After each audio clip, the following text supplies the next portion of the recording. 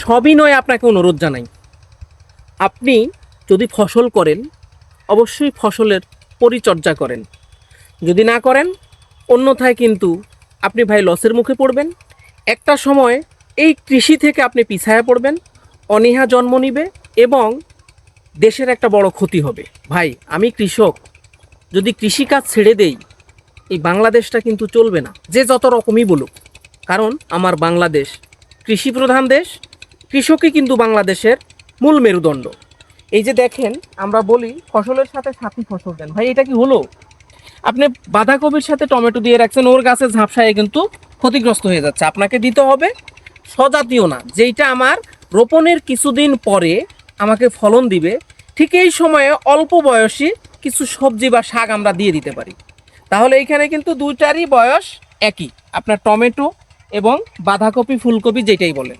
তাহলে এই জাতীয় ফসল কিন্তু একটা আরেকটা সাথী ফসল হতে পারে না, এ কিন্তু একে অপরের প্রতিদ্বন্দ্বী।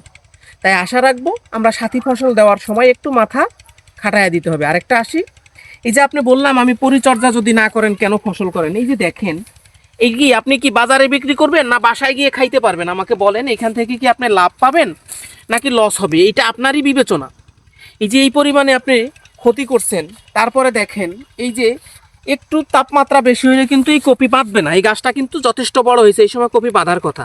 তাহলে আপনাকে কি করতে হবে, এই দুইটা পাতাকে একটু প্যাঁচ দিয়ে উপরের পাতাটাই না, এইখানে এই তিনটা পাতা মিলায় আপনি এরকম একটা কাঠি নিয়ে যদি একটু বসায় দেন, এক সপ্তাহ পরে আপনি দেখবেন এই কপিটা আপনাকে বেঁধে গেছে এবং সুন্দর একটা ফলন দিয়ে দিছে।